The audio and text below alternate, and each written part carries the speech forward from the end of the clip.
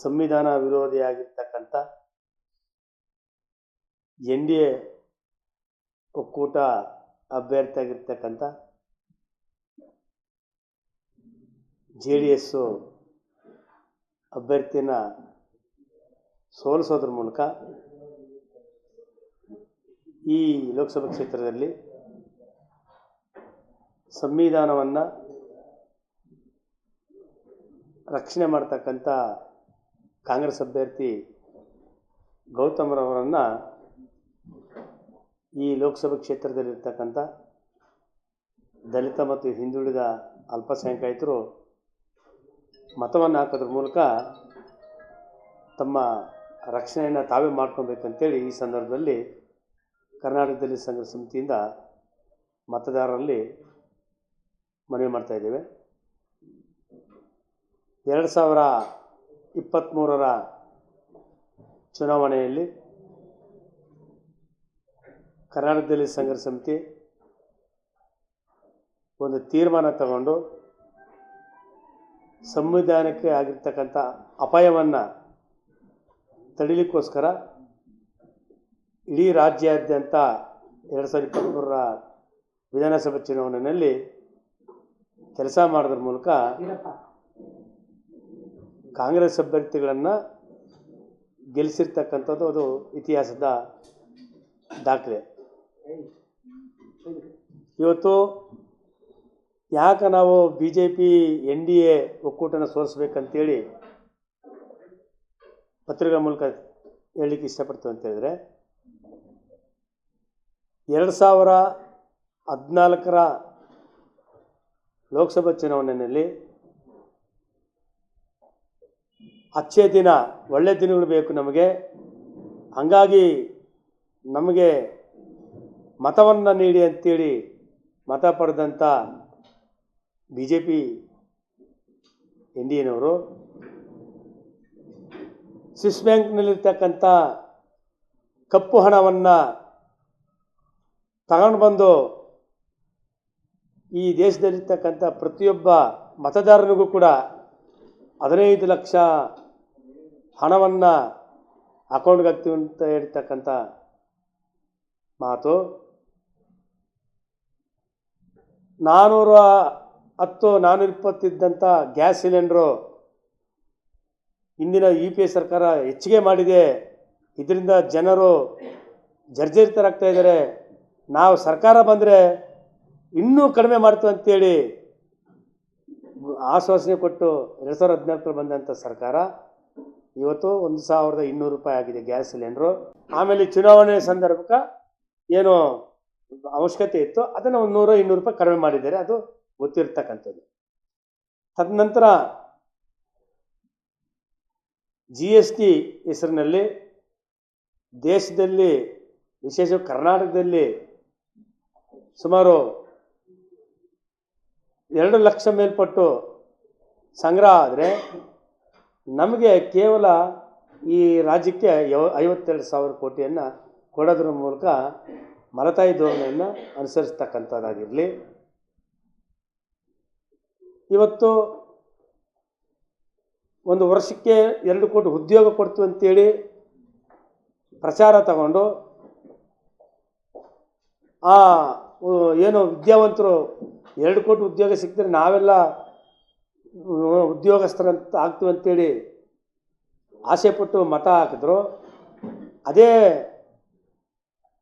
ಉದ್ಯೋಗಸ್ಥರ ಆಸೆ ಏನಿತ್ತು ಅವರಿಗೆ ನೀವು ಪಕೋಡ ಮಾರ್ಕೊಳ್ಳಿ ಅಂತ ಹೇಳ್ತಕ್ಕಂಥದ್ದನ್ನು ನಾವು ನೋಡಿದ್ದೇವೆ.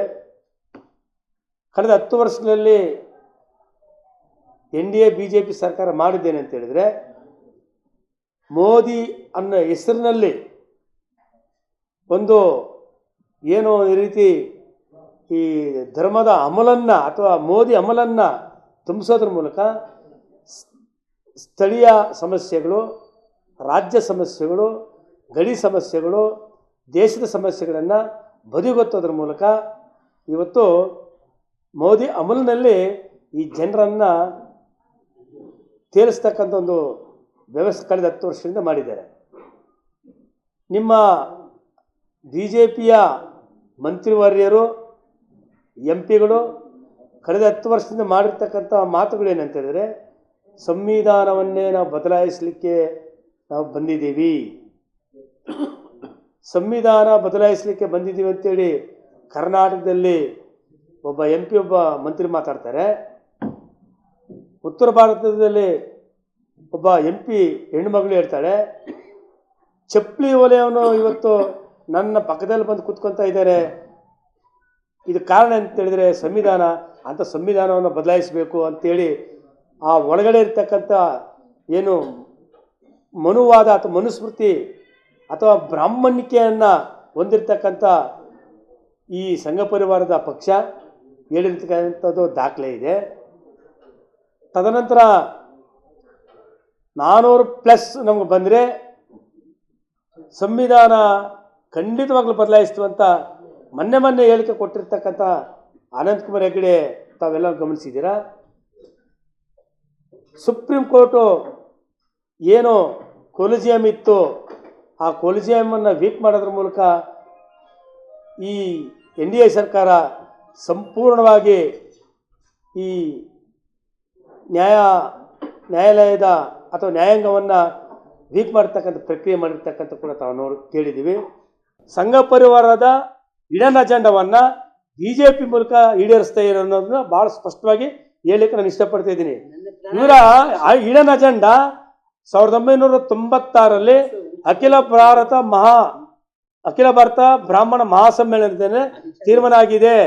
SC ST ಮತ್ತು OBCಗಳನ್ನು ಧರ್ಮದ ಹೆಸರಿನಲ್ಲಿ, ಜಾತಿ ಹೆಸರಿನಲ್ಲಿ ಡಿವೈಡ್ ಮಾಡೋದ್ರ ಮೂಲಕ, ಮೀಸಲಾತಿಯನ್ನು ಕಡಿಮೆ ಮಾಡೋದ್ರ ಮೂಲಕ ಇಡೀ ಖಾಸಗಿ ಕ್ಷೇತ್ರವನ್ನು, ಇಡೀ ಏನಿವತ್ತು ಕೋವಿಡ್ ಅಂತ ವಿಚಾರಗಳು ಬಂದಾಗ ಕೂಡ ಅವರ ಎಂತೆಂಥ ಅಜೆಂಡಗಳಿದಾವೆ ಅನ್ನೋದನ್ನ ತಮಗೆಲ್ಲ ಗೊತ್ತಿದೆ.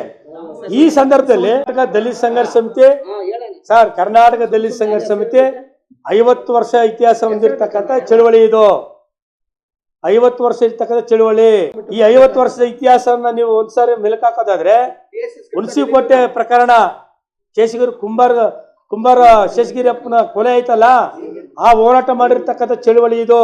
ಬಗಾರಕುಮ್ಮ ಹೋರಾಟ ಮಾಡಿ ಈಗ ಏಜೆಂಟ್ಗಳು ಬೇರೆ ಸರ್, ತಾವು ಅನ್ಯತೆ ಭಾವಿಸ್ಬೇಡಿ. ಏಜೆಂಟ್ಗಳು ಕೆಲವರು ಇದ್ದಾರೆ, BJPನಲ್ಲಿ ಇರ್ತಕ್ಕಂಥವ್ರು ಕೆಲವು ಏಜೆಂಟ್ಗಳನ್ನ ಬಿಟ್ಟಿದ್ದಾರೆ. ಖಂಡಿತ ನಮ್ಮ 50 ವರ್ಷದ ಇತಿಹಾಸದಲ್ಲಿ ನಾವು ಏಜೆಂಟ್ ಅಲ್ಲ. ನಾವು ಸರ್ ಇಲ್ಲಿ ಕೇಳಿ ಸರ್, 86ರಿಂದ ನಾವು ಚುನಾವಣೆ ರಾಜಕಾರಣ ನಮ್ಮ ಹಿರಿಯರೆಲ್ಲ ಮಾಡ್ಕೊಂಡು ಬಂದಿದ್ದಾರೆ. ಈ ಭಾಗದಲ್ಲಿ ತಮ್ಗೆ ಗೊತ್ತಿದೆ, N ಶಿವಣ್ಣ ಅಂತ ಒಬ್ರು ಇದ್ರು, ಬಹಳ ಜನ ಇದ್ರು. ಎಲ್ಲೂ ಕೂಡ ನೇರವಾಗಿ ಕಾಂಗ್ರೆಸ್ಗಾಗ್ಲಿ ಅಥವಾ BJPಗಾಗ್ಲಿ ಅಥವಾ ಜನತಾದಳಕ್ಕಾಗ್ಲಿ, ಕೃಷ್ಣಪ್ಪನವರು 91ರಲ್ಲಿ ಜನತಾದಳ ಬೆಂಬಲಿತ ಅಭ್ಯರ್ಥಿಯಾಗಿ ಇಲ್ಲಿ ನಿಂತಿದ್ದು ಕೋಲಾರ ಪಾರ್ಲಿಮೆಂಟ್ ಕ್ಷೇತ್ರ. ಆವತ್ತು KH ಮುನಿಯಪ್ಪ ಗೆದ್ದಿರ್ತಕ್ಕಂಥ ಇದು ಇತಿಹಾಸ ಕೋಲಾರ ಸಂಬಂಧಪಟ್ಟಿದ್ದು. ಆ ಚಳುವಳಿ ಹೆಸರಿನಲ್ಲಿರ್ತಕ್ಕಂಥದ್ದು ನಾವು.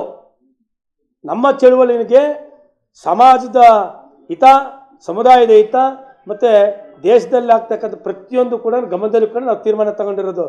ಒಂದಷ್ಟು ಜನ ಗುಂಪು ಸೇರಿಕೊಂಡು ಒಕ್ಕೂಟ ಮಾಡ್ಕೊಂಡಿದ್ದಾರೆ, ಅದು ನಮಗೂ ಗೊತ್ತಿದೆ, ನಿಮಗೂ ಗೊತ್ತಿದೆ. ಅದು ಕೃಪಾಪೋಷಿತ ಟೀಮ್, ಅದು ನಮ್ದು ಯಾವುದು ಕೃಪಾಪೋಷಿತ ಟೀಮ್ ಅಲ್ಲ. ನಾವು ಕೊತ್ತೂರು ಮಂಜು ಅವರು ಮುಳಬಾಗಿಲಲ್ಲಿ ನಿಂತ್ಕೊಂಡಿದ್ದಾಗ ಅವ್ರು ಬೋಗಸ್ ಕ್ಯಾಶ್ ತಗೊಂಡು ನಿಂತಿದ್ದಾರೆ ಅಂತೇಳಿ ಕರ್ನಾಟಕದಲ್ಲಿ ವಿಶೇಷವಾಗಿ ನಾವೇ ಪ್ರಥಮ ಬಾರಿಗೆ ವಾಯ್ಸ್ ಮಾಡಿದ್ದು. ಅದು ದಾಖಲೆ, ಇದು ದಾಖಲೆ. ಮತ್ತು ಅವ್ರದ್ದು ರದ್ದು ಮಾಡಿ ಅಂತೇಳಿ ಒತ್ತಡ ತಂದಾಗ ಅದರಲ್ಲಿ ನಮ್ಮ ಜಿಲ್ಲಾ ಸಮಿತಿಯವರು ಕೊತ್ತೂರು ಮಂಜು ಬೋಗಸ್ ಇದೆ ಅಂತೇಳಿ ಅದಕ್ಕೆ ಸಂಬಂಧಪಟ್ಟಂಥ ದಾಖಲೆಗಳು ಕೂಡ ಸೋಷಿಯಲ್ ವೆಲ್ಫೇರ್ ಕೊಟ್ಟಿರ್ತಕ್ಕಂಥದ್ರಲ್ಲಿ ನಮ್ಮ ನಾಗನಾಳ್ ಮುನಿಯಪ್ಪ ಸುಳ್ಕೊಂಡ್ರೆ ಇಲ್ಲೇ ಇದ್ದಾರೆ. ನಾವು ಕೊತ್ತೂರು ಮಂಜು ಅವ್ರ ಬಗ್ಗೆ ಮುಳಬಾಗಿಲು ಕ್ಷೇತ್ರದಲ್ಲಿ ಏನು ಗೆದ್ದಿದ್ರೆ ಅದು ತಪ್ಪು ಅಂತೇಳಿ ನಾವು ಆವತ್ತು ಹೇಳಿದ್ವಿ, ಇವತ್ತು ಹೇಳ್ತೀವಿ. ಇವತ್ತು MP ಎಲೆಕ್ಷನ್ ಇದೆಯಲ್ಲ, ಇವತ್ತಿನ MP ಎಲೆಕ್ಷನ್ ಕೊತ್ತೂರು ಮಂಜಲ್ಲ ನಿಂತಿರೋದು. ಇವತ್ತಿನ MP ಎಲೆಕ್ಷನಲ್ಲಿ ಗೌತಮ್ ಅಂತೇಳಿ ನಿಂತಿರೋದು. ಗೌತಮ್ ಅವ್ರನ್ನ ಗೆಲ್ಲಿಸ್ಬೇಕಂತೇಳಿ ನಾವೆಲ್ಲ ಕೂಡ ಇವತ್ತು ಹೇಳ್ತಾ ಇದ್ವಿ. ಕೆ ರಾಮಯ್ಯ ಅವ್ರ ಬಗ್ಗೆ ನಮ್ಮ ಅಪಾರವಾದ ಗೌರವ ಇದೆ. ಆದರೆ ರಾಜ್ಯ ಮಟ್ಟದಲ್ಲಿ ಕೆ ರಾಮಯ್ಯನವರು ಕಳೆದ 30 ವರ್ಷಗಳಿಂದ ಅವರೆಲ್ಲೂ ಗುರುಸ್ಕೊಂಡಿಲ್ಲ. ಅವರು ಅಧೀಮದಲ್ಲೇ ಇದ್ದಾರೆ, ಅಧೀಮದಲ್ಲೇ ಕೆಲಸ ಮಾಡ್ತಾ ಇದ್ದಾರೆ. ರಾಜ್ಯದಲ್ಲಿ 500 ಸಂಘಟನೆಗಳಿಲ್ಲ. ಕೋಲಾರಲ್ಲಿ ಒಂದು 20 ಸಂಘಟನೆಗಳಿರ್ಬೋದು.